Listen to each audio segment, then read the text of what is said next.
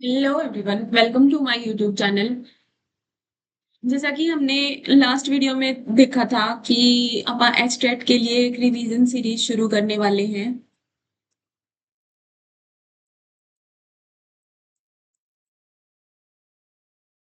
तो आज जो है वो अपन सबसे पहला टॉपिक पढ़ने वाले हैं, that is transport in plants.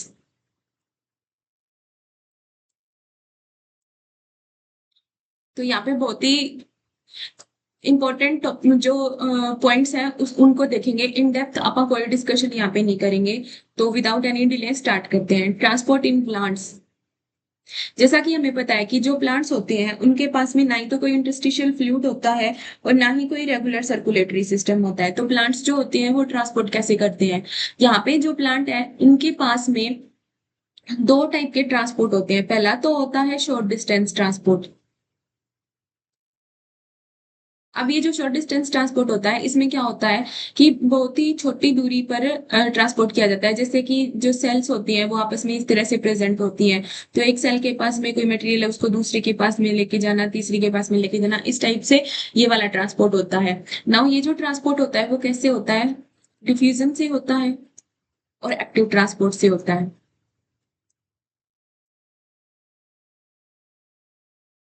और दूसरा जो यहाँ पे होता है वो होता है long distance.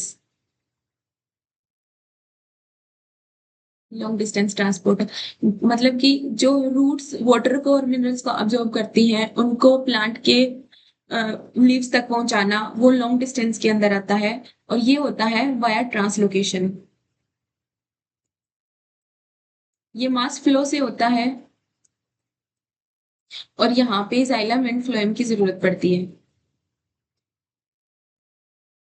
Xylem and phloem की जरूरत पड़ती है। तो सबसे पहले डिफ्यूजन को देख लेते हैं।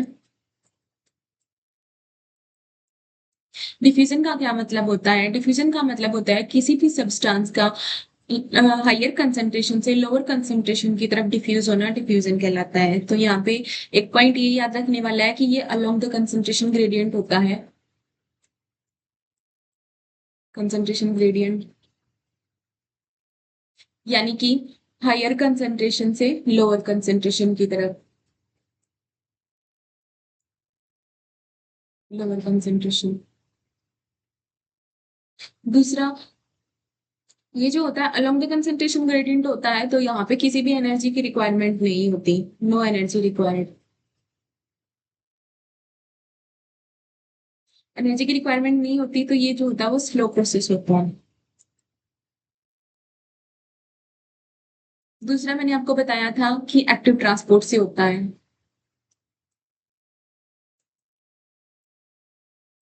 एक्टिव ट्रांसपोर्ट जो होती है वो अगेंस्ट द कंसंट्रेशन ग्रेडियंट काम करती है। कंसंट्रेशन ग्रेडियंट यानी कि lower concentration to higher higher concentration. और यहाँ पे क्योंकि ये अगेंस्ट द कंसंट्रेशन ग्रेडियंट काम करती है तो इसको हम अपहिल मूवमेंट भी बोलते हैं। और यहाँ पे एटीपी की रिक्वायरमेंट होती है।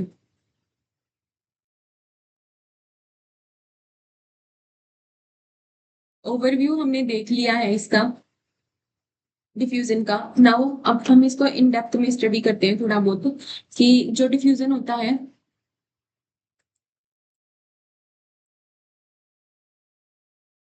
उसकी डेफिनेशन हमने देख ली। अब इसमें एक आता है डिफ्यूजन प्रेशर जो होता है वो क्या होता है और कौन से फैक्टर्स जो होते हैं वो इसको अफेक्ट करते हैं। नाउ सबसे पहले आप बात करते हैं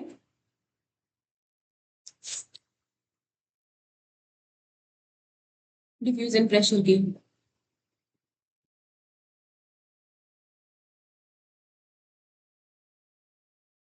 डिफ्यूजन प्रेशर का क्या मतलब होता है?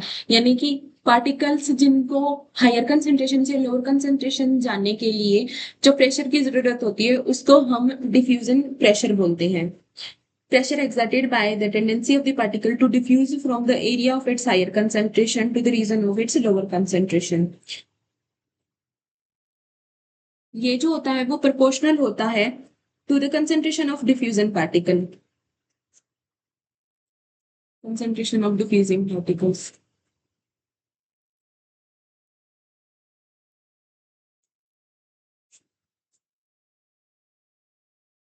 कौन से ऐसे फैक्टर्स हैं जो कि इसको इन्फ्लुएंस करते हैं? सबसे पहले तो ये है कि जो रेट ऑफ डिफ्यूजन होता है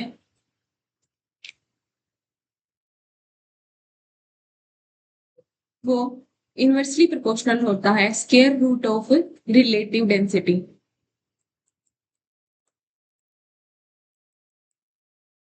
पार्टिकल्स, जिन पार्टिकल्स को डिफ्यूज करना होता है उनकी रिलेटिव डेंसिटी के स्क्वायर रूट के इनवर्सली प्रोपोर्शनल होता है, और इस चीज को हम बोलते हैं ग्राम्स लॉ।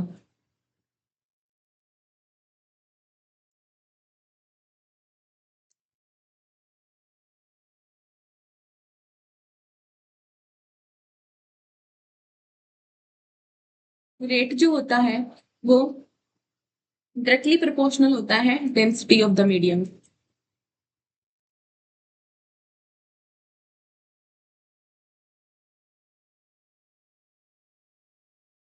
ये डायरेक्टली प्रोपोर्शनल होता है टेम्परेचर के। जितना ज्यादा टेम्परेचर होता है उतना ही ज्यादा डिफ्यूजन होता है।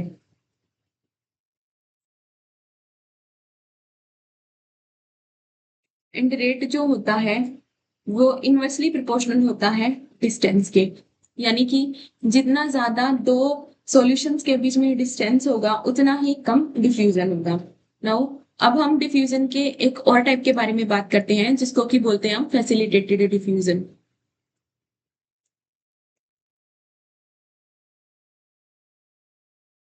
जो सिंपल डिफ्यूजन होता है उसके लिए किसी भी करियर प्रोटीन की या चैनल प्रोटीन की जरूरत हमें नहीं होती।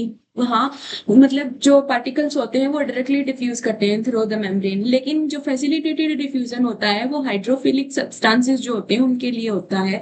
हाइड्रोफिलिक का मतलब ये है कि वो सब्सटेंस जो कि वाटर को वेट करते हैं। नाउ हाइड्रोफिलिक सब्सटेंसेस हैं वो डायरेक्टली नहीं जा सकते, तो यहाँ पे ये जो होते हैं वो थ्रो कैरियर प्रोटीन या फिर चैनल प्रोटीन के थ्रू जो होते हैं वो सेल के अंदर एंटर करते हैं। तो यहाँ पे मैं बोल सकती हूँ कि जो फैसिलिटेटेड डिफ्यूजन होता है वो दो वे से होता है। पहला तो करियर प्रोटीन के थ्रू होता है, दूसरा चैनल प्रोटीन के थ्रू होता है। अब इनमें फर्क क्या है? जो करियर प्रोटीन्स होती हैं वो किसी भी पार्टिकल के मूवमेंट के लिए अपने आप को कन्फर्मेशनल चेंजेस के अंडर को लेके जाते हैं, यानी कि जब इनका कन्फर्मेशनल चेंज होता है तो ही ये एक पार्टिकल को एक साइड से दूसरी साइड की तरफ लेके जा सकते हैं, go through conformational changes.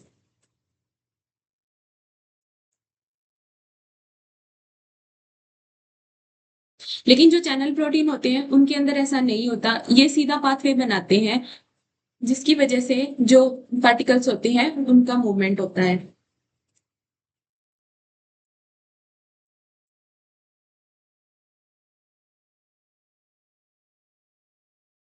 Pathway,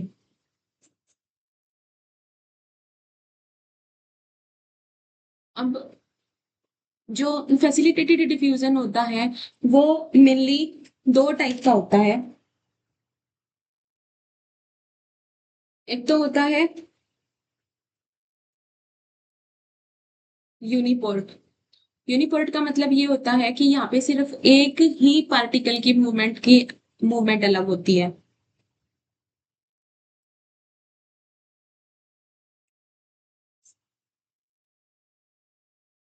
movement is allowed, और वो सिर्फ एक ही डायरेक्शन के अंदर मूव करता है। दूसरा होता है को ट्रांसपोर्ट।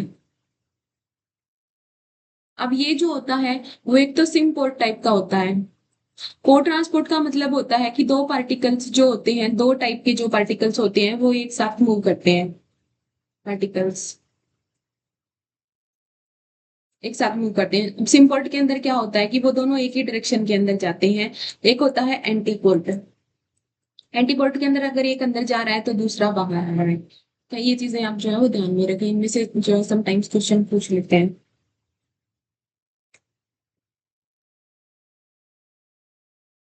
अब जो चैनल्स की हम बात कर रहे थे तो चैनल्स के यहाँ पे एग्जांपल है एक्वापोरिन्स,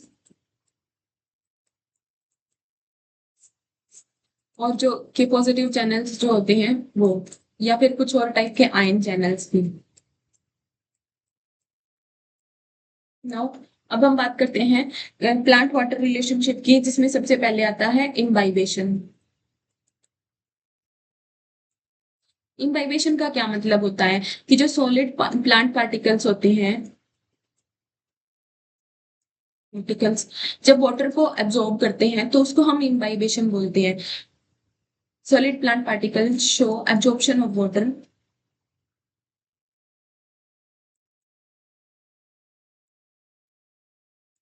उसको जो है हम इम्बाइबेशन बोलते हैं। जो एब्जॉर्ब कर रहा है उसको हम इम्बाइबेंट बोलते हैं, इम्बाइबेंट। और जो एब्जॉर्ब हो रहा है उसको हम इम्बाइबेट बोलते हैं। इम्बाइबेट को एब्जॉर्ब करके जो इम्बाइबेंट होता है वो इंक्रीज इन वॉल्यूम शो करता है।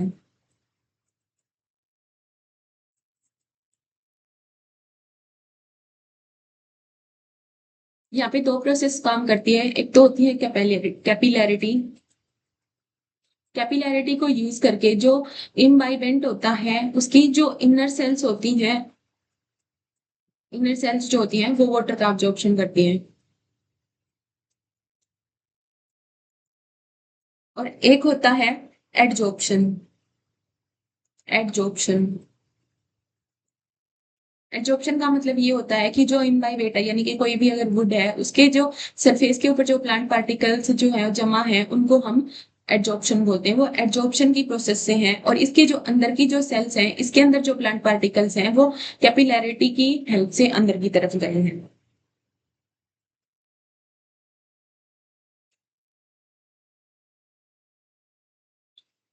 जो इम्बाइबेंट होता है उसका वाटर पोटेंशियल नेगेटिव होता है। वाटर पोटेंशियल का मतलब ये है कि इनके पास में कितना वाटर है।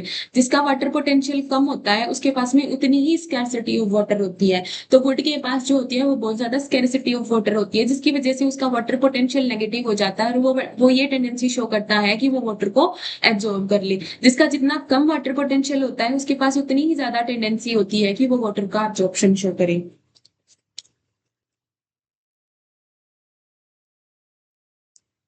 नाउ कौन से फैक्टर्स ऐसे हैं जो कि इम्बाइबेशन की प्रोसेस को अफेक्ट करते हैं? सबसे पहले तो जो वुड जो कि इम्बाइबेशन शो कर रहा है उसका टेक्सचर क्या है।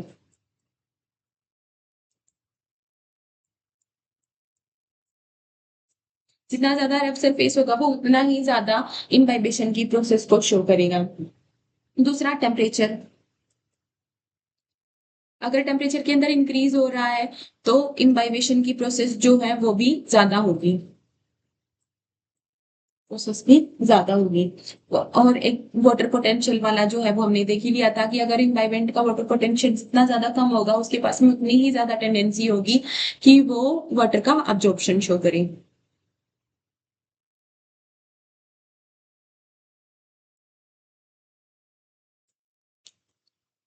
नो, अब बात करते हैं आपको मेम्ब्रेन परमिएबिलिटी की।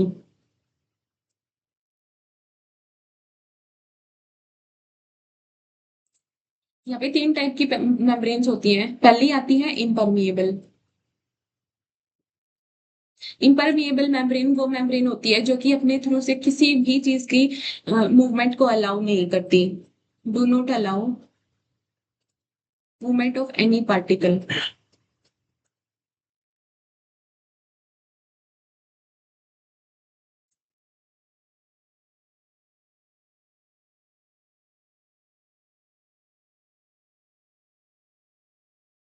दूसरी आती है परमिएबल। परमिएबल मेम्ब्रेन्स वो मेम्ब्रेन्स होती हैं जो कि सारी टाइप के सब्सटेंसेस को अपने थ्रू निकाल सकती हैं। Allow movement all particles. और एक आती है सेमी परमिएबल। सेमी परमिएबल वो मेम्ब्रेन होती है जो कि सिर्फ सॉल्वेंट को अपने थ्रू पास ऑन होने देती है, सॉल्वेंट को अलाउ करती है और सोल्यूट को अलाउ नहीं करती। इसी का एक पार्ट होता है सिलेक्टिवली परमिएबल। वो जो होती है वो कुछ एक सेलेक्टिव सोल्यूट पार्टिकल्स को अपने अंदर से अलाउ करने देती हैं। Only selective particles.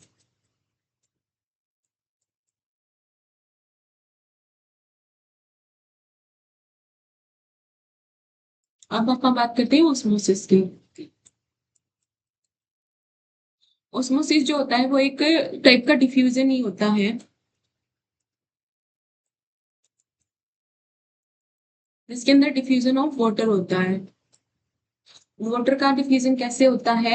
सॉल्वेंट की हायर कंसंट्रेशन से लोअर कंसंट्रेशन की तरफ।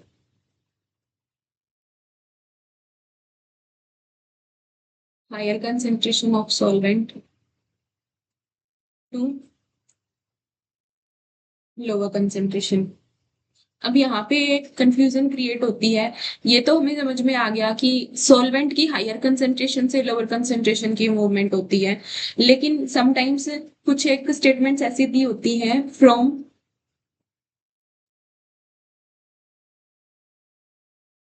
Higher solute concentration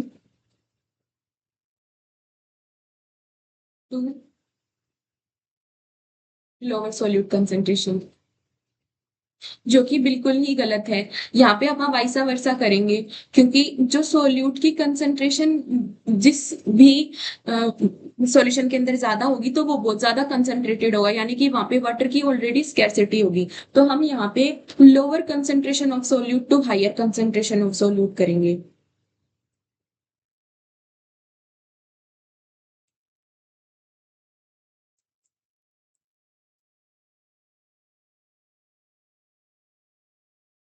higher concentration of solute.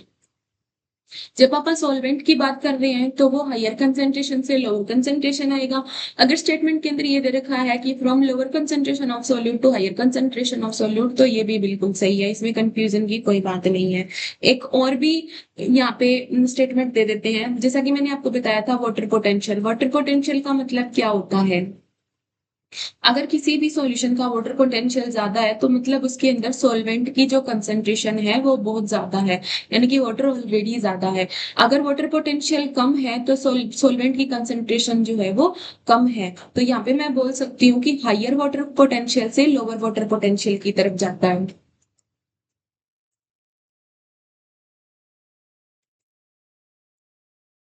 Lower water potential.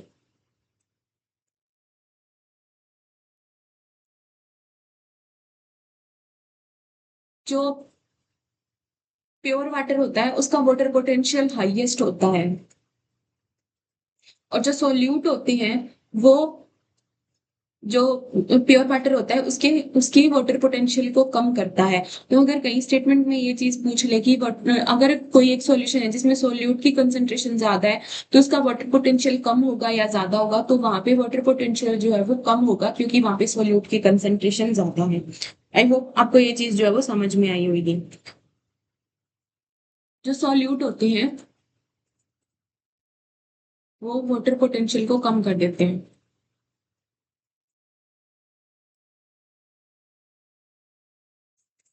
और जो सॉल्यूट होते हैं वो केमिकल पोटेंशियल को भी कम करते हैं। तो ये सारी चीजें जो होती हैं वो एग्जामिनर समटाइम्स इंटरचेंजेबली यूज करता है, तो यहाँ पे कंफ्यूज नहीं होना है, ये सारी चीजें सेम ही है।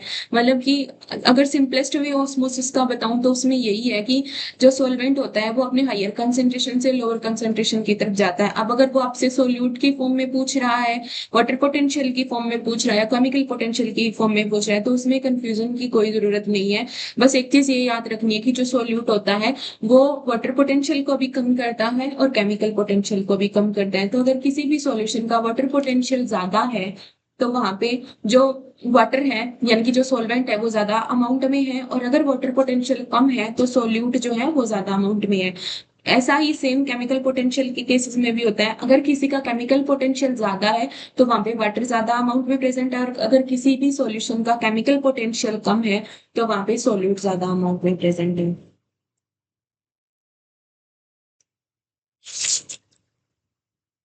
नाउ टाइप ऑफ ऑस्मोसिस देख लेते हैं। दो टाइप के होते हैं। पहला आता है एक्सोस्मोसिस, यानी कि सेल से बाहर की तरफ वाटर का मूवमेंट। और एक आता है एंडोस्मोसिस,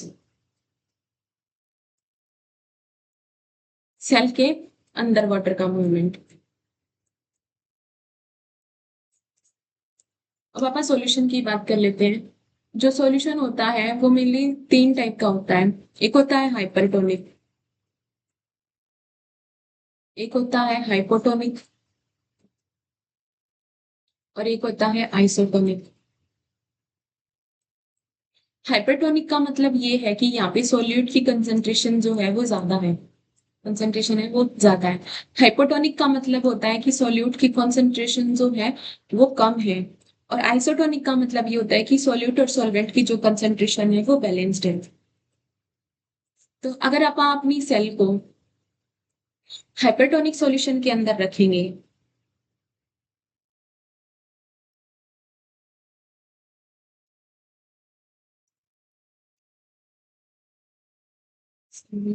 ये जो है वो हाइपरटोनिक सॉल्यूशन है। अगर आप अपनी सेल को इसके अंदर रखेंगे तो जो हमारी सेल होती है वो एक बैलेंस्ड फॉर्म में प्रेजेंट होती है, ठीक है। तो अगर बाहर के सॉल्यूशन में सोल्यूट कंसंट्रेशन ज्यादा है यानी कि वाटर का कंसंट्रेशन कम है, तो यहाँ पे क्या टेंडेंसी शो होएगी कि जो हमारी सेल के अंदर वाटर है वो बाहर निकल जाएगा। तो जो सेल होती है वो श्रिंक हो जाएगी, सेल जो होती है वो श्रिंक हो जाएगी।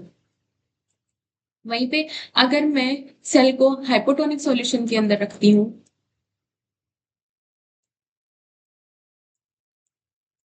तो यहाँ पे क्या होता है, हाइपोटोनिक सॉल्यूशन के अंदर ऑलरेडी सॉल्वेंट की जो अमाउंट है वो ज्यादा, सोल्यूट कम है। तो यहाँ पे सॉल्वेंट जो होता है वो अंदर की तरफ मूवमेंट शो करेगा और जो हमारी सेल है वो स्वेल अप हो जाएगी। वहीं पे अगर आइसोटोनिक सॉल्यूशन के अंदर रखेंगे तो ना ही तो वाटर का अंदर मूवमेंट होगा और ना ही बाहर मूवमेंट होगा, क्योंकि आइसोटोनिक जो सॉल्यूशन होता है वो बैलेंस्ड फॉर्म में प्रेजेंट होता है। आई होप आपको यहाँ तक समझ में आया होगा। अब आप दो चीजों के बारे में बात कर लेते हैं। पहला आता है वाटर पोटेंशियल। वाटर पोटेंशियल का मैंने आपको ऑलरेडी बता दिया है। वाटर पोटेंशियल का मतलब ये है कि किसी भी सेल के अंदर कितना ज्यादा वाटर प्रेजेंट है, यानी कि किसी भी सब्सटेंस में या फिर सेल में, मैं बोलूँ यहाँ पे सब्सटेंस बोलना ज्यादा बेटर रहेगा, किसी भी सब्सटेंस में अगर वाटर की क्वांटिटी ज्यादा है तो उसका वाटर पोटेंशियल भी ज्यादा है, क्योंकि उसे बाहर से वाटर लेने की कोई जरूरत नहीं पड़ेगी। और एक आता है वाटर प्रेशर। वाटर प्रेशर ये बताता है कि किसी भी सब्सटेंस में कितनी स्कैर्सिटी ऑफ वाटर है, स्कैर्सिटी। ठीक है। जिस जिस भी सॉल्यूशन के अंदर स्कैर्सिटी ऑफ वाटर होएगा उसका वाटर प्रेशर ज्यादा होगा। और किसी सॉल्यूशन के अंदर अगर वाटर की अमाउंट यानी कि सॉल्वेंट की अमाउंट ज्यादा है तो उसका वाटर पोटेंशियल ज्यादा होगा। ठीक है। चीजों को जो है आप ध्यान में रखें। आई होप यहाँ तक आपको सब चीजें समझ में आई होगी। ये बिल्कुल ही बेसिक सी चीजें हैं और यहाँ से बहुत बार क्वेश्चन जो होते हैं वो पूछ लिए जाते हैं। तो आई होप आपको जो है वो ये चीजें थोड़ी सी क्लियर रही होंगी। Thank you very much.